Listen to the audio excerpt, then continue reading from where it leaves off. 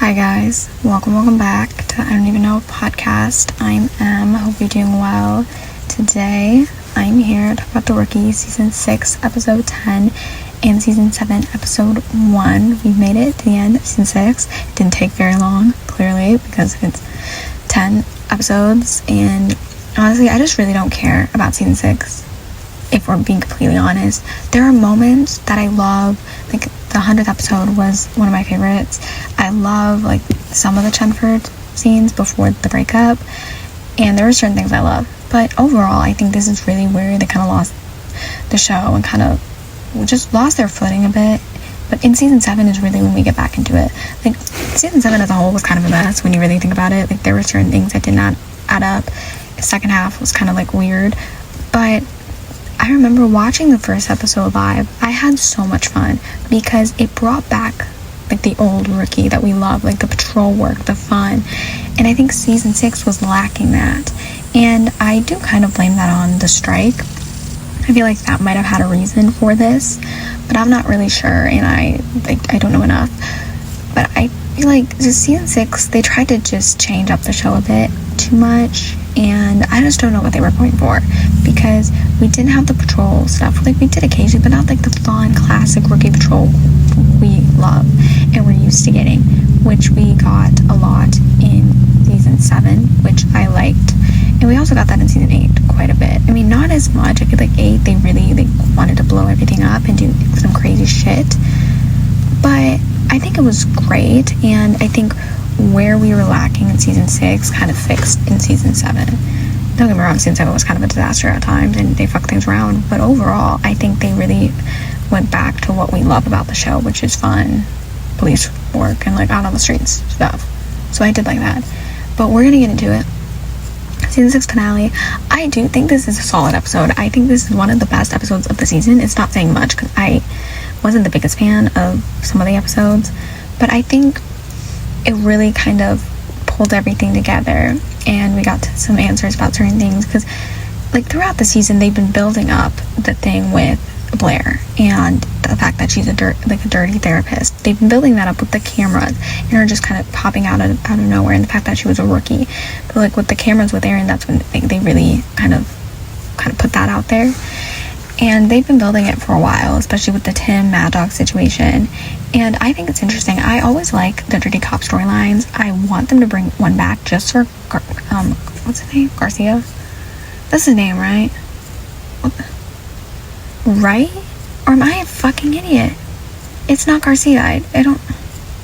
What the hell? I literally wrote it down because his name was on the, like, potential, like, dirty cop list.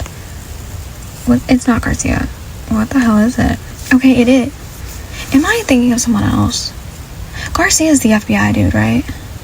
Like, the dude who's always popping up that probably shouldn't in Season 8. If I'm right, that is who we're talking about, because obviously I forget names and I really just don't care for the man. I want them to bring it back for that. I stand by the fact that he's the cop. And the fact that his name was in the maybe column makes me want them to push this forward, and I think there's potential there. I don't want them to overdo it, but I think it would be interesting, because with Armstrong, he kind of just popped out of nowhere, and they did trust him by the end of it, and it was very shocking, and he had a reputation. He just kind of popped out of nowhere, so it was kind of expected. I mean, did I? No. But I feel like for some people it was expected. For Blair, we kind of knew she was dirty from the beginning. Like, she showed up and we kind of assumed villain. I feel like with Garcia, we haven't had to deal with him in a while. Is that his fucking name? I feel like it's not. I'm going to look this up quickly because I feel like I'm wrong. But like, I always talk about it, like the dude in the FBI who keeps showing up, that I think he's dirty. I've been like saying that for a while, and I want to like them to figure that out. Okay, it's not Garcia. Then what the hell is his name? Garza. Yep, that's it. Okay, Garza was not on the list. But anyways, I was talking about him when I was talking about Garcia. I knew that was wrong because it didn't sound right. Garza. I want them to push that, because he's really close. Like, Armstrong was close with Nolan and eventually became close with Gray and some of the other people, but it was mainly Nolan, and he kind of came out of nowhere, and they were like little indications that kind of made us think, oh, he might be dirty. And that's why I think bringing Garza in and having that be like a whole like big dirty cop storyline, I think that would be really interesting. I want him to be working with Everett. I doubt that's going to happen, but I think that would be so interesting, and it would bring so much. Like, I know we've had enough dirty cop like storylines, or at least some people might think that, and fair enough, but I think this would be so interesting, and I really, really hope they do something like this. Like, bring it in. I still think what he said to Elena in that one episode, whatever the hell it was, maybe y'all remember, and like when I watch it and talk about season 8, whatever he said there still does not sit right with me. Do I remember what it was? No. But I remember when I watched it, I was like, what are we doing? Like, that's a little bit fishy, and I think it would be interesting if he turns around and he's like working for Everett, because I feel like there has to be a reason for him to be here. Like, of course, it's the Monica storyline, that's why he's in season 8, but overall it really just doesn't make sense, because he should not be here all the time. And him coming back in season 9, it would make sense, and why he was so present in season 8 if they were building up that bond and that relationship with Gray, to then have him like fuck around and be with Everett. Am I the only one that thinks that would be interesting? Of course, I don't want somebody on the inside to be helping, but we know somebody is. They have a police contact. We know Malcolm does, and he's working with Everett, so there's something there, and I feel like we need to get into it.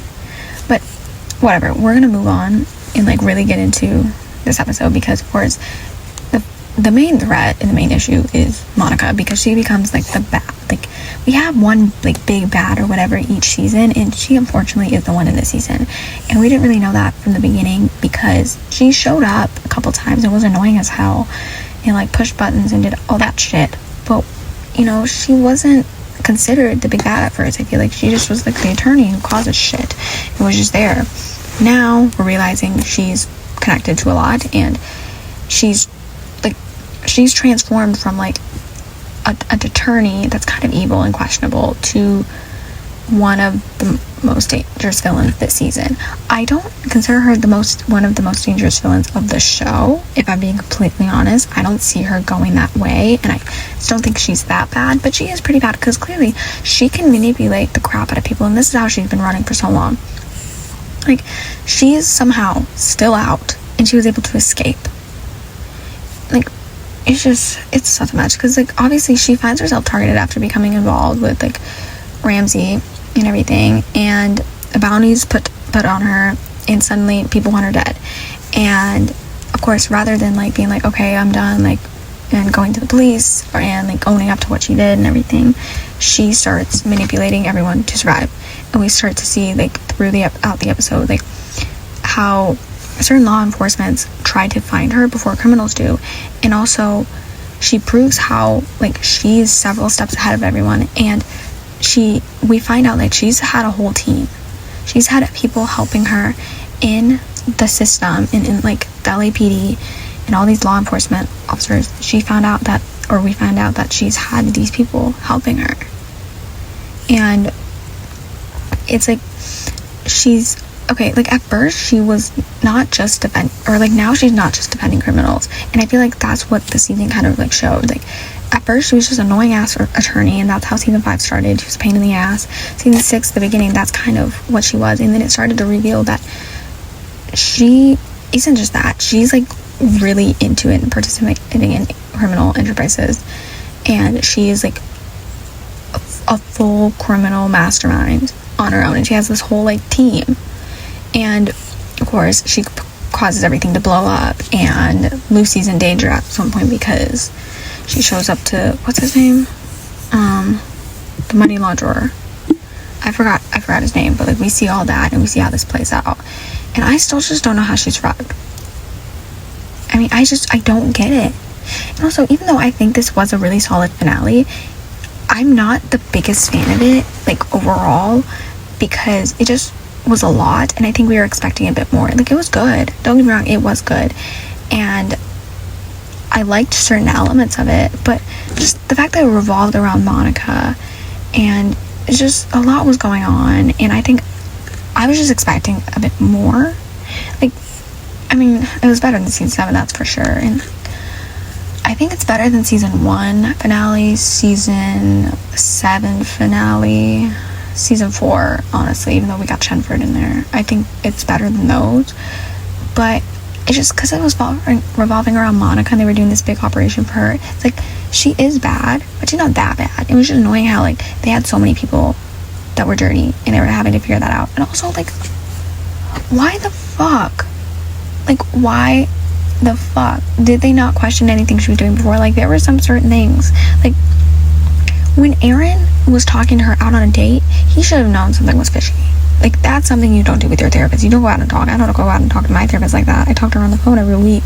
It's literally what I do. Like, I don't know why he didn't think about anything. I mean, he should not be the one, to be fair, to question things, because we know his last therapist apparently wasn't that great. But I'm just saying, like, how was no one suspicious? Like, I feel like you should not have a rookie therapist handle certain things, and they really should do a deep dive and see. She's working with Monica, and even though some people might believe Monica's fine, we know she's not, and I don't know what they were doing there. It's really annoying. But we're gonna move on, because this kind of involves Monica in a way, but like Lucy's undercover storyline, because this is probably like one of like the most important storylines this episode, kind of. I mean, it depends how you look at it.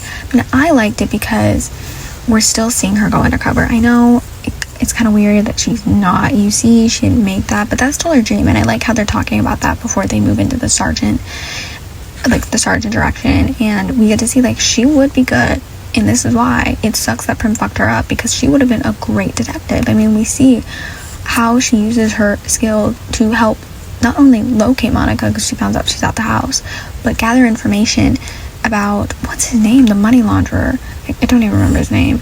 And then Monica as well, when Monica shows up, she tries to, like, figure some things out. And I think it reminds us, like, why she's one of the strongest undercover officers, and why it's such a pain in the ass and so fucked up that she did not make detective. And I'll never shut up about that, okay? I'm thrilled she's sergeant. I love her as sergeant. I love her seeing her in charge of everyone and bossing people around. But it pains me because she would have been so good. And that's what season 8 episode 7 reminded me. As much as, like, I want them to close down this undercover storyline, because, you know, she's sergeant now and I don't want anything to fuck up Chenford, it's also like, she's so good, and it reminds me. And also, I just love her outfits. I mean, this one wasn't as good. I mean, her hair, okay, she looked great, don't get me wrong, Melissa can look great in anything, but her hair was not my favorite. The bangs, they looked fake. And maybe that was a point, but I don't know, they looked really bad. And, like, she looked incredible, she looked gorgeous, but the hair was not it.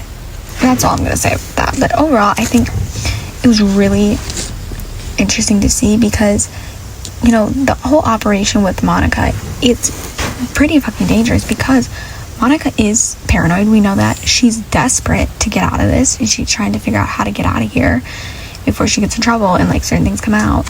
And with that and how desperate she is, we see Lucy like demonstrate, like, emotional control and her undercover instincts, and how to, like, run off, and, like, quick thinking, and the ability to adapt to certain situations. Because I feel like for some officers, if they saw Monica showing up, they would be panicked. They would lose their mind. They'd be like, oh my gosh, what do I do? She knew what to do. She called them. She told them what was going on.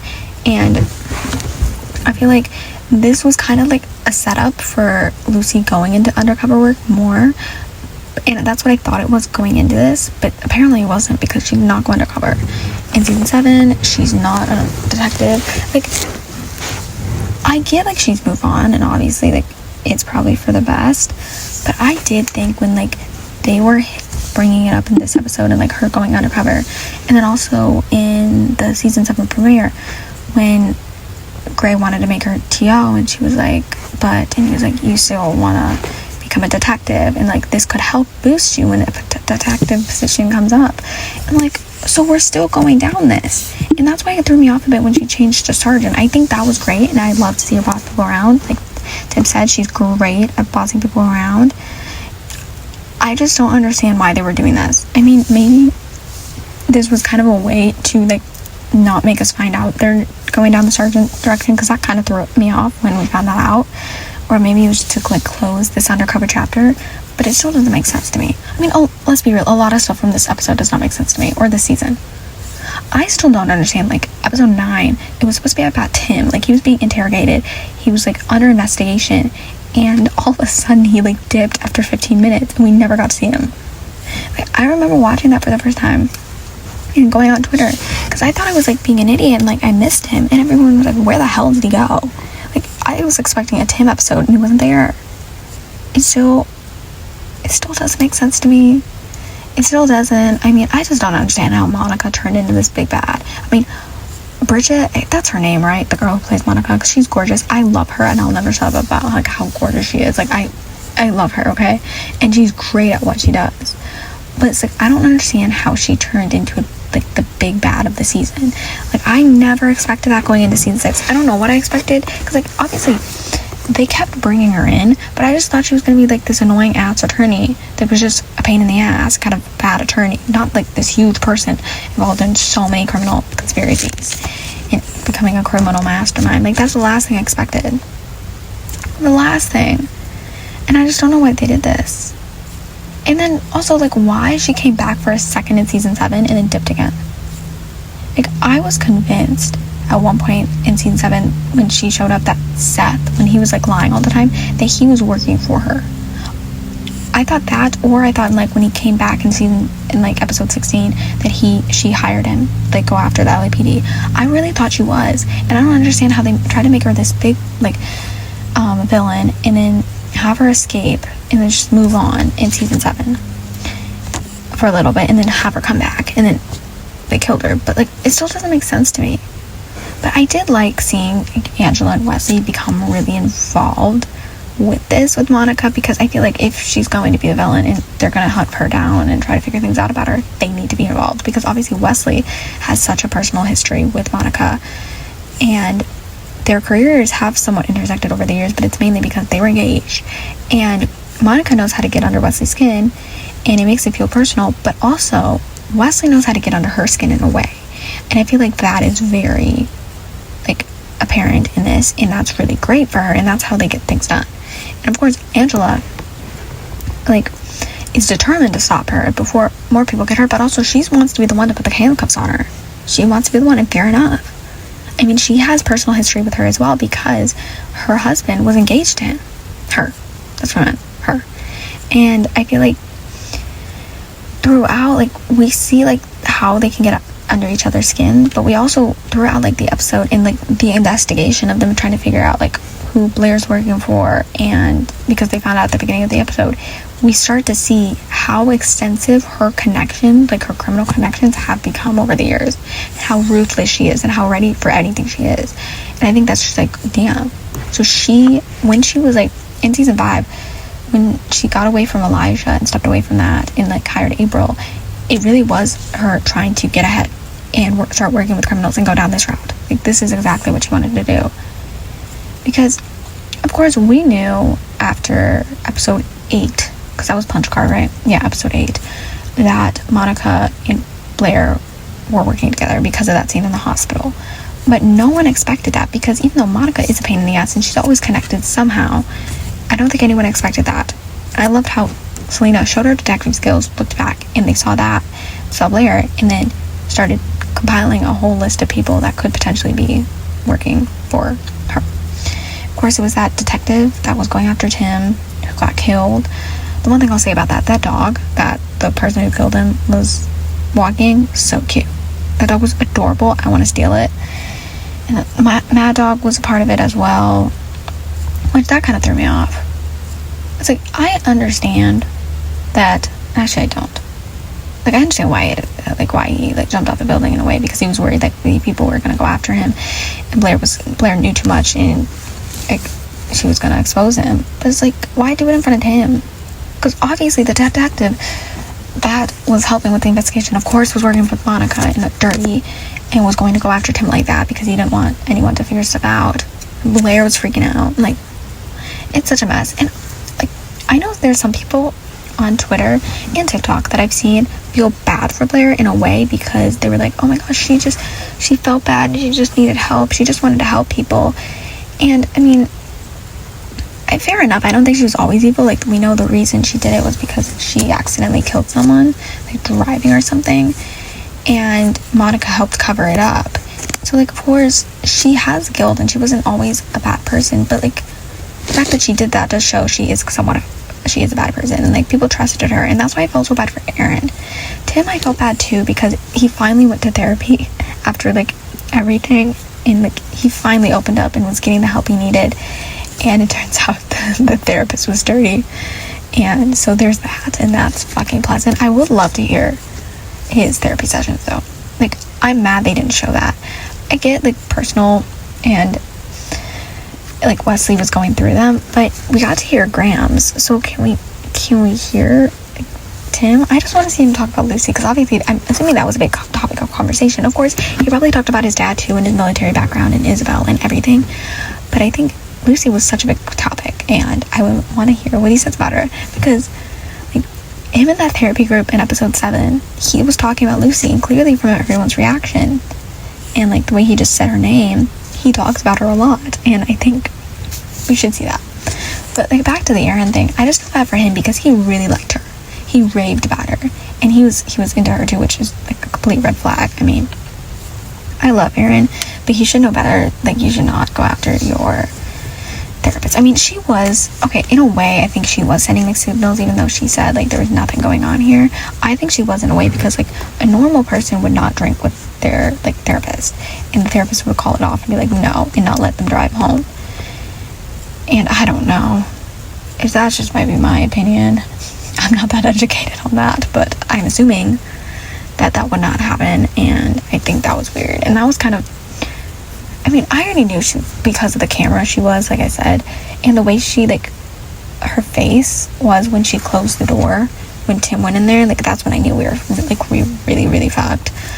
But there's also, like, that. I'm like, that's just so weird. Like, she's not a good therapist, clearly. I mean, I love the person who plays her. Love her, because, like I said, Vampire Diaries originals, those are my shows, but it's like, other than her being gorgeous, I really didn't like her. And, like, I wish she came out earlier and, like, said it, because, like, you could tell she felt guilty. Like, the way she was crying in the part with Monica, you could tell she felt guilty, but it's hard to feel bad for her because of everything she caused and what she was doing. And it's just kind of a mess, and, you know, we have a lot to deal with, and I don't know, it's just kind of a disaster, and there's just a lot going on. Now, before we get into Chenford, one of the things I want to talk about is Nolan and Bailey, just kind of quickly, because they weren't crazy. I mean, Nolan's storyline was kind of big because he had to go to, where did they go? I don't even remember where they went, but they had to go somewhere. Okay, to find Monica and to find Blair, because obviously Blair and Monica fled on a plane, so they went, like, out wherever the hell they went, and, like, somewhere deserted, basically, like a desert, and Nolan and Nyla teamed up with the FBI or not the FBI, the feds, to go after them. And I did like seeing that, and I love Nyla and Nolan. I like them being involved in, like, this high-stakes situation. I still don't understand how Monica ran. Nolan is a fucking idiot, because if he didn't run like that and do stuff, like, if he followed procedure and what they said, he wouldn't have been shot in the ass. I mean, I'm surprised that was the first time he got shot. Okay, like, genuinely, I'm really shocked by that, because usually I feel like a main character would, like, that would get shot before. I mean, he got shot in season 8 as well, but I'm surprised that didn't happen until now. I did think that's where, like, we really see how dumb he is. Like, I do love him, okay, I do. It's just, he makes the dumbest ass decisions, the dumbest, and I just question them all the time. I'm like, why did we do that? What was the reasoning for that? That doesn't make any sense. And him doing that was 100%, because, of course, I get you want to stop her, and you're trying to do everything in your power, but driving into gunfire, and when the other people said no, and they're kind of running in this investigation, it's like, that's not the smartest thing. I like how Nyla did kind of team up with him, and I think it was cool to see this, like, this whole thing. It's just, overall, I don't know. I mean, my favorite action sequence was the laundromat. That was really good. That was so good. Like, Angela getting shot in the bus, which I'm still surprised she hasn't gotten shot. Like, really, yeah, we got to see Selena and Aaron in action, Lucy and Tim's moment, which we'll we'll talk about it in a second, because we're gonna get in chenford, and that scene of them in the car, her jumping out, crazy. But with Nolan and Bailey, I feel like this finale doesn't really focus on them specifically, or like their marriage. Like a big part of this season for them was like them getting married and them exploring the possibilities of having children, which of course they're talking about adopting, which is a big deal. Like I like that Nolan kind of came around and been like, I see like with us not doing the IVF thing, I see like this has been weighing on you, like there's not a shortage of children, we can adopt, we can do this. And I like them going down that road and them talking about it. But even though like we don't see a lot of their marriage this episode, and it's not really focused on that like it has been earlier, we see glimpses of it, like them talking about adopting, but also we see them and how they function together as a team despite everything that's going on around them.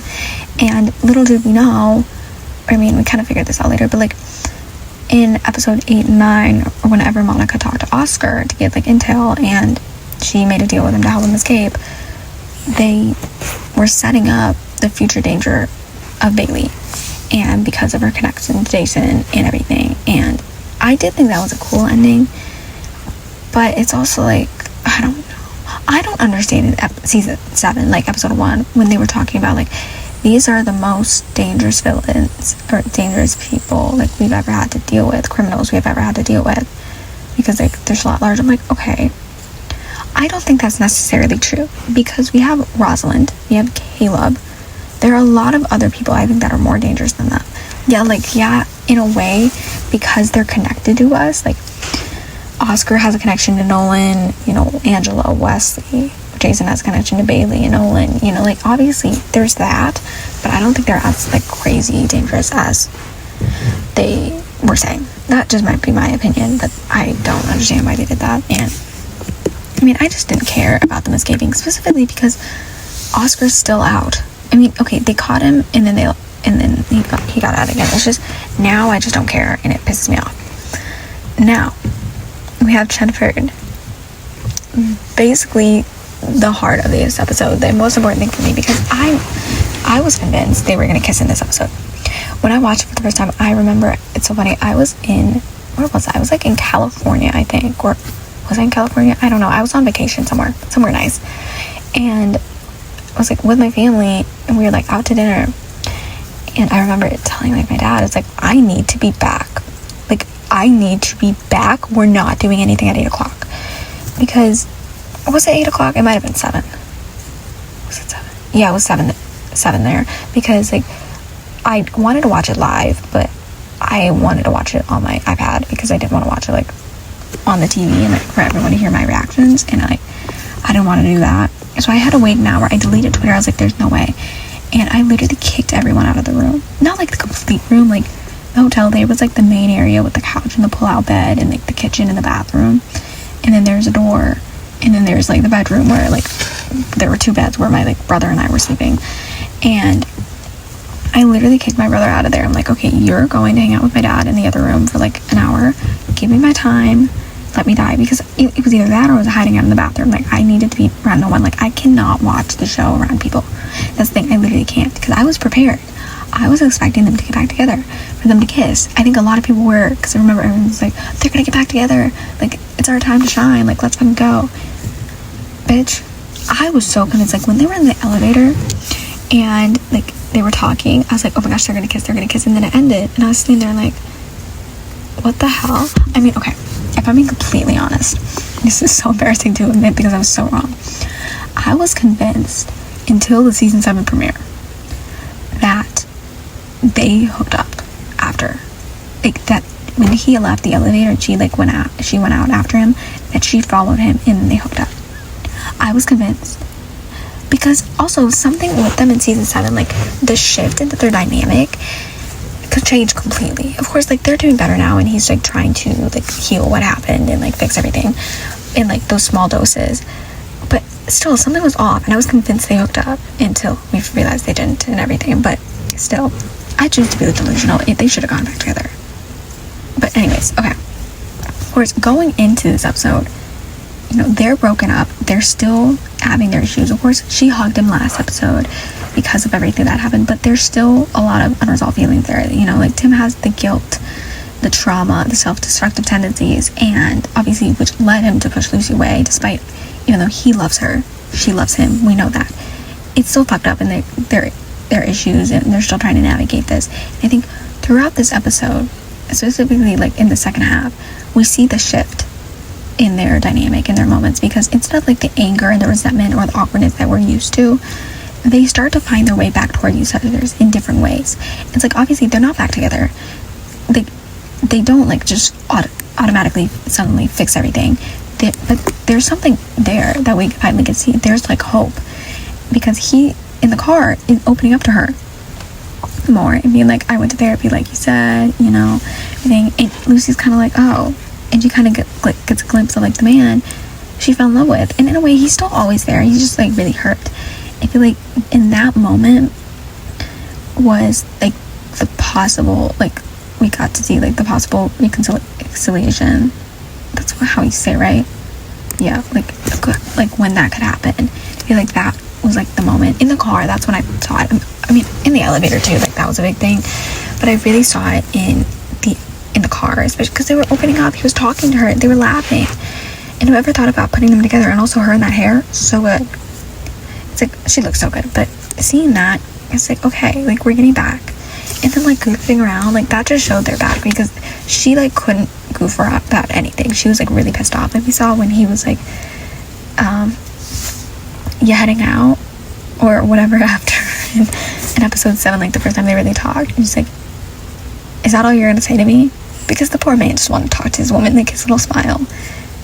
And I think this is like when we start to get back to their funny ways and like their comedic side and everything, which I think is so important.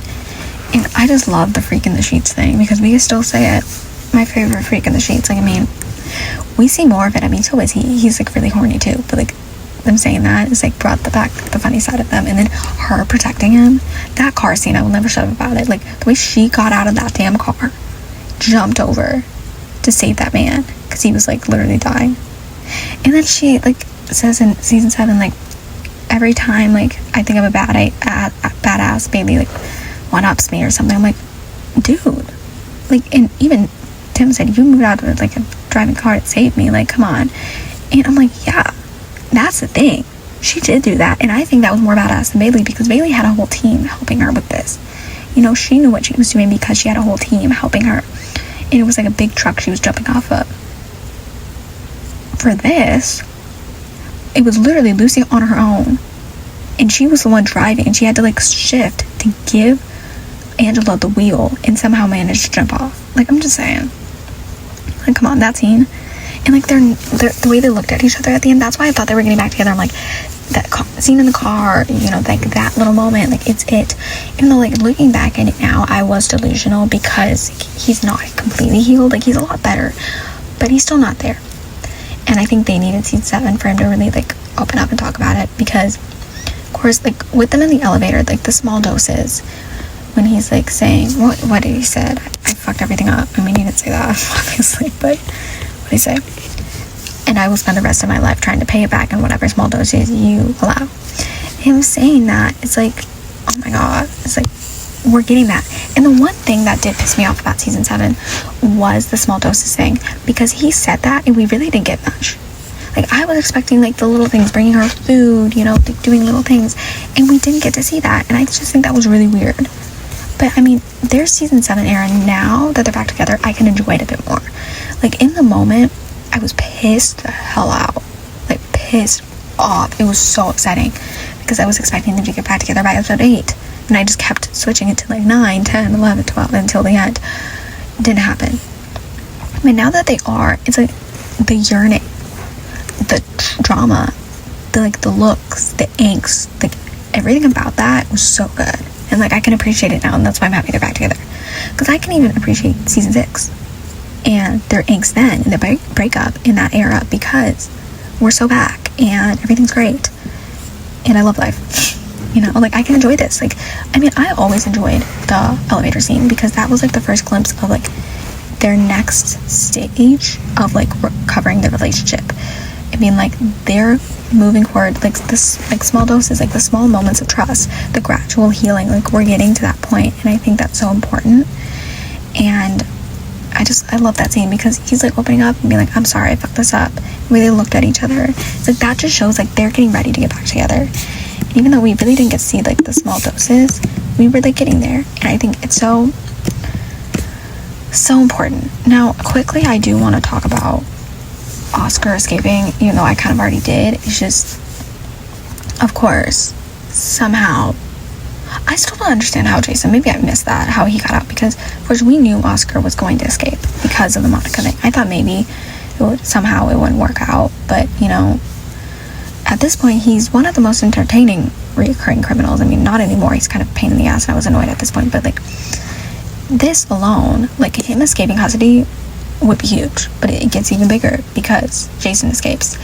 And of course the reason they did that was for the threat to Nolan and Bailey, because there's a personal vendetta, there's history of violence, there's fixation on Bailey. Like the fact that he's loose is very nerve-wracking and terrifying. And with Oscar, he, in a way, he might have a personal vendetta, but it's not as bad as and big as Jason's. Like Oscar just wants to cause chaos and just run free. Jason, he wants revenge, and that's what he's going to do. And I know the reason they did that, or I'm assuming the reason they didn't just have Oscar escape and had Jason too, was because Jenna was pregnant, and Jason, who had replaced him, is married. I think they're married, or they're engaged, or they're just together, I don't know. But she was pregnant, and they had to have her out for a couple of episodes so she could give birth, and so that's why they did that, so she could be like on protective leave, and not protective leave, but like gone somewhere, like being protected somewhere else, so like he couldn't go after her because they knew.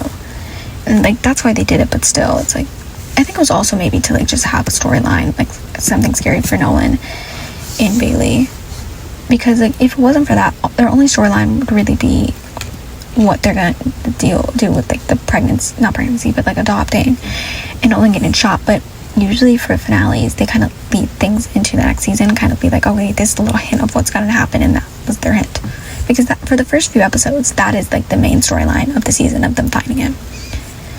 And it's just, I don't know. And I still don't know how Monica escaped. Like, they were finally about to get her, then she somehow gets away again and disappear. It's like, it's such a mess, because like overall, like the ending of the season, it's like we end with Monica on the run, Oscar and Jason are free, so is Monica, the LAPD facing the fallout of a lot of dirty cops and like public fallout, and like they're going to get a lot of scrutiny for this. There are multiple investigations going on still, and Tim and Lucy starting to move towards healing and getting back together and moving towards it. And I feel like, even though I didn't like the cliffhanger that much because I just didn't really care, it was kind of a classic rookie cliffhanger that left a lot of dangerous things happening, and like we're gonna figure that out now. Season 7, of course, it starts a bit later, like a few weeks later. Like episode 1, you know, starts off like with Nolan's back from getting shot in the ass, and it's like his first day back to like full police work, and even though he is somewhat physically ready, mentally he's not, and that obviously becomes very important with the shooting at the pharmacy, in which I will get into it a bit. But the main thing right now is like the way it opens is obviously Bailey, because she's gone since Jason is a threat. You know, is serving overseas with the National Guard and like trying to stay out of danger, and that's why she's kind of gone. And like Nolan's like so determined to find out where he is, and I think like that's why they made it such a big deal, or like it's like way bigger than it should be. I mean, obviously he is a criminal, they should find him, and he's like dangerous, but I think Nolan's like so determined to find him because it's like Bailey's coming back soon. He knows that Jason's after him or her because she fucked up his life, and he's after Nolan as well. And even though Nolan misses her, it's like he needs her to be safe, and she cannot come back if Jason's at large still.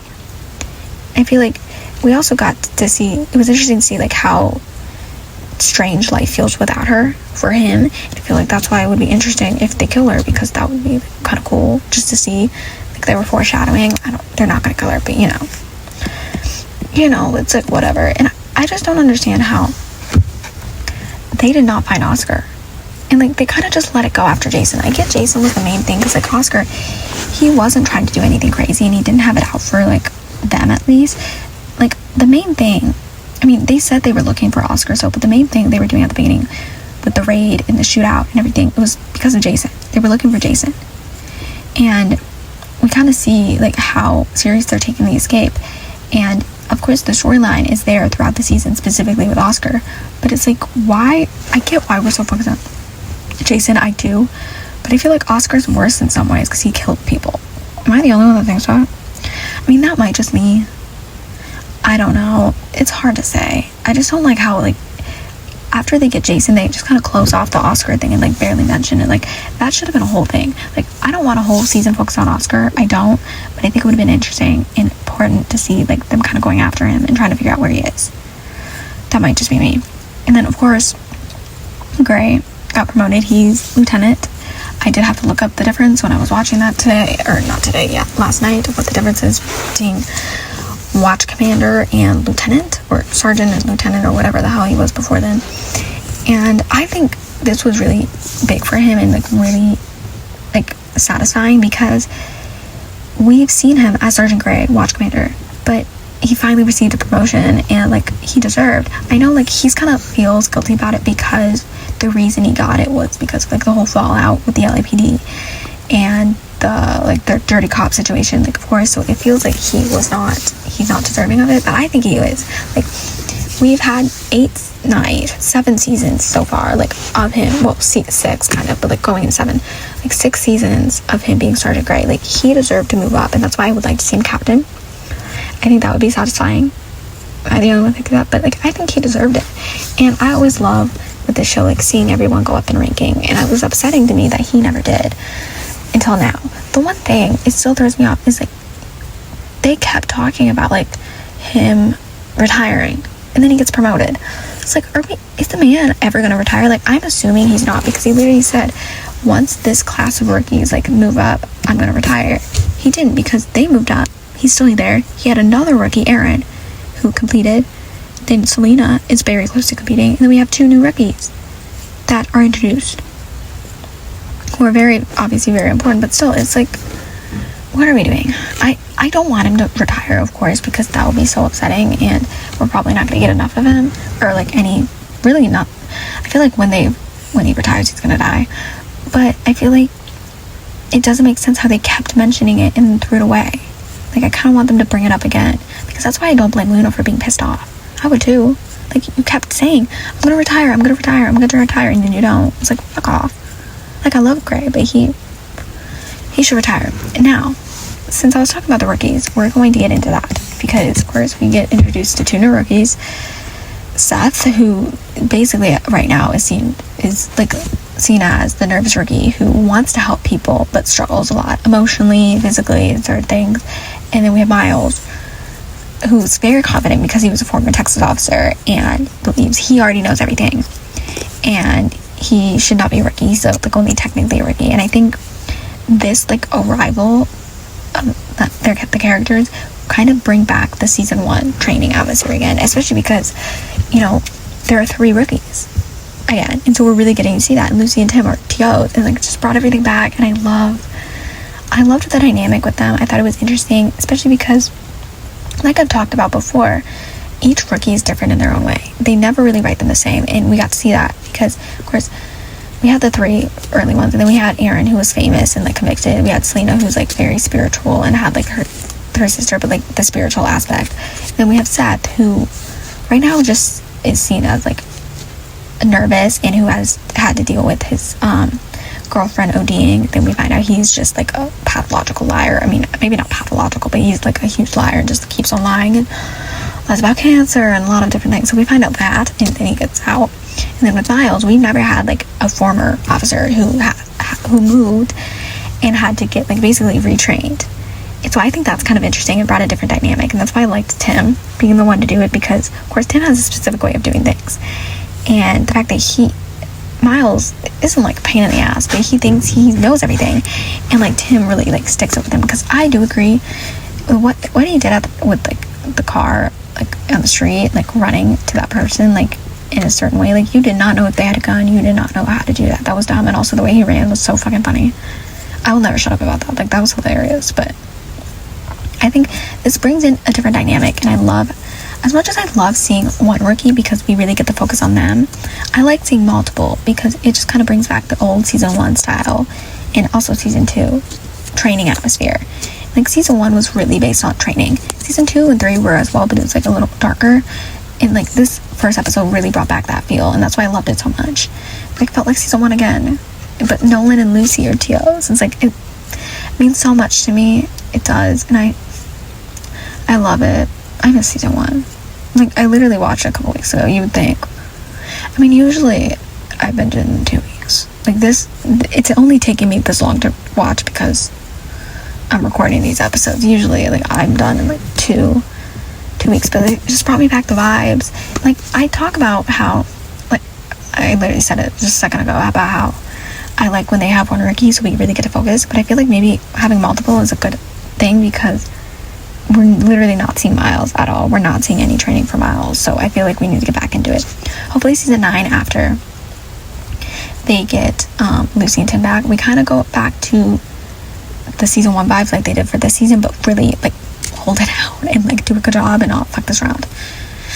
And with the TOs and like the training officers and like bringing that back, we have to talk about Lucy, because my baby girl, this is like probably like one of the biggest things in this season and like episode, of how Lucy gets promoted temporarily to train a rookie. And I feel like this is very super important because she didn't have to take the TO exam. I mean, she probably would have if she wanted to, but it shows how Gray trusts her and he sees her growth and is giving her leadership responsibilities. And I think that starts to lean into her becoming sergeant. And I think that's why maybe they did that, to kind of get her in this position and maybe have her be like, oh, should I become a TO? And then realize, I want to be sergeant. I mean, I don't blame her for not wanting to be a TO after what happened with Seth. I mean, seeing Lucy mentor Seth was so great. And I loved seeing this side of her. I thought it was so good. And I love seeing her in charge. But, like, the lying, it's like, girl, I would be traumatized too. I don't want to have to deal with another TO. Like, girl was stress. And that's why I like her as sergeant. She's in charge of everyone. And then with Tim and Lucy, of course, this episode is very important for them, or at least I think it is, because the dynamic's so different. And even Melissa said she remembers when she like was reading season 7, she was really confused about like the dynamic shift and how she was acting differently, because she is, because of course the tension is still there. We see that with the way they are with each other. The hurt is still there, but they're starting to get more comfortable around each other again. And instead of like avoiding each other like they did in season 6, they're joking and they're natural, and the chemistry is kind of returns. It was always there in a way, but now it's different because they're not like avoiding each other and the tension isn't like as insane. But there are like certain things that's kind of like but we get to see like them kind of going up against each other in the competitive side, and it was kind of bringing back the old chenford like season 4 banter that we miss so dearly. And I think even though it was weird, and I still kind of get confused like how they moved on so fast, now they kind of moved into that, it was fun. And that's why I liked season 7 so much, is like them both being TOs and seeing them go against each other was so funny, because the way he's like, when she said, or who was it, Gray was like, oh, I made her TO, and he's like, oh, great choice, she had a good teacher. And he's like, was it the teacher or the student? The way they looked at each other, I'm like, something's going on here, and we gotta talk about it. And then also the fucking car scene, the final scene, that is literally why I thought they were getting back together like in episode 8. I thought we were so back. I was like, oh, we're so fucking back, like this is it. And I mean, I do think this is probably their most hopeful interaction since the breakup, because even though they are not discussing their relationship, they're discussing their rookies. The conversation, it's playful in a way, but they're flirting with their eyes. They're basically fucking with their eyes, let's be real. They're flirting, and even though they're not saying, oh, we want to get back together, when you look at it, it's impossible to miss the fact that the way they're looking at each other, it's like they're finding each other again. They're getting back to the place. They're working the small doses era, even though we're not really seeing it. He's giving her time, and I think that's what the most important thing is. And like, we're starting to get like signs that the reconciliation is coming. It's just he's taking his time, and so is she. And I think the reason I do like season 7 now, even though it pissed me off that they took so long to get back together, it showed that Tim was willing to wait however long he needed to get her back. He did not want to rush her, and I feel like some people would be like pushing and be like, what the hell? And at times he was really confused, but he never pushed her. He never did. He wanted her to take her time and just heal, because she was hurt. She was thrown off. There was a lot of stuff happened, and she needed to heal. And I think that was so important. And I think if she didn't wait as long to heal, even though like that would have been great, because I wouldn't have had to wait a whole full season for them to get together, it would have maybe not, their reconciliation wouldn't have been as great. But also I feel like they wouldn't have been as strong. I think she needed that time apart, and so did he.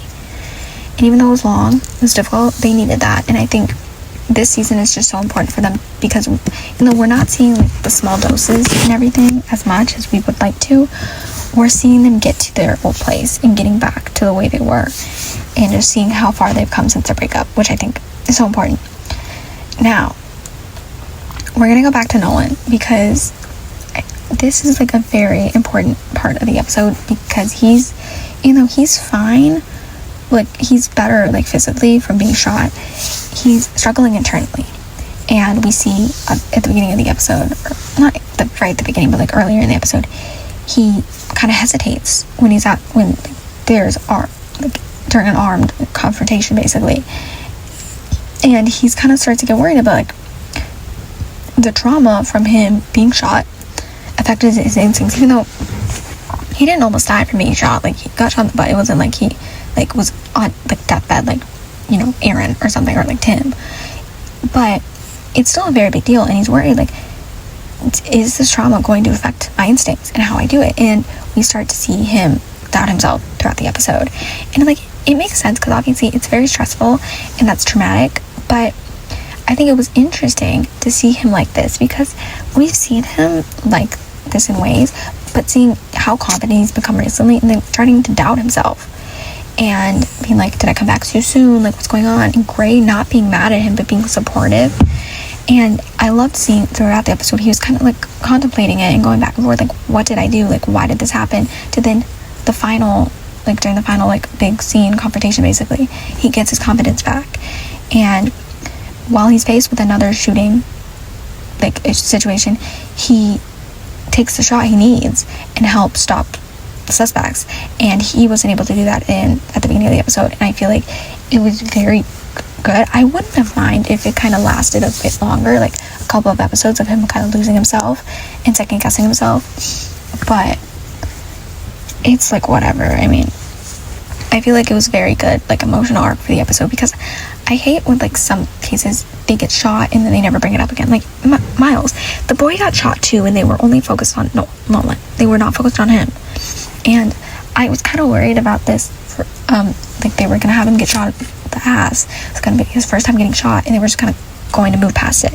I'm so happy they didn't, and I'm happy they built an emotional arc for this episode, because I thought that was important, and kind of just showed that no matter how experienced you are, there are certain things that still shake you. And I think that's so important, that even though Nolan has come so far and he's not the same person he was at the beginning, and he's so confident, there are certain things that still rattle you, and I think that's very important to show. It's not always just smooth sailing. And then the last thing I kind of want to talk about is the nuclear weapon thing.